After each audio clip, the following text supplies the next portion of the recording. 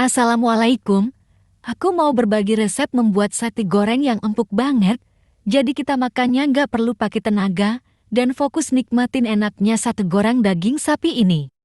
Cus langsung aja cara buatnya. Bahannya aku punya 500 gram daging sapi, lalu 3 lembar daun salam, dan 1 sendok teh garam. Pertama kita rebus dulu dagingnya, dengan daun salam dan garamnya. Kita rebus sampai betul-betul empuk ya.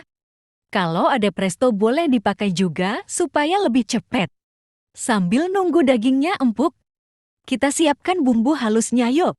Untuk bumbu halusnya, di sini aku pakai 3 siung bawang merah, 4 siung bawang putih, 2 butir kemiri yang sudah disangai, 1 ruas jahe, setengah sendok teh ketumbar. Kondimennya di sini aku pakai 1 buah tomat merah, 1 buah tomat hijau, 4 buah cabai rawit merah, 6 buah cabai rawit hijau, 3 siung bawang merah, 2 lembar daun jeruk. Bumbu tambahan lainnya, setengah sendok teh penyedap rasa, 1/4 sendok teh lada bubuk, kecap manis, tuang sesuai selera, setengah sendok teh garam, 1 sendok teh gula pasir.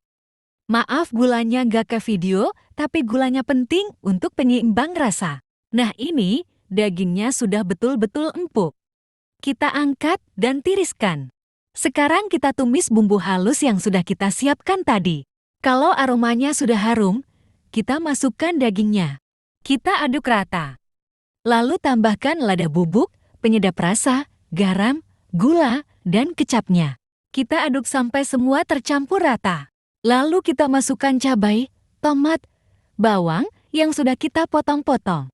Di sini aku pakai 2 warna tomat dan cabai supaya warnanya lebih cantik dan menggugah selera. Pakai cabai segini, menurut aku udah pedas ya teman-teman. Tapi, kalau suka yang pedis banget, bisa ditambahkan lagi cabainya. Setelah tomat dan cabai agak layu dan kecap sudah meresap sempurna, kita tes rasa. Kalau sudah pas, sudah bisa kita angkat. Dan ini dia hasilnya.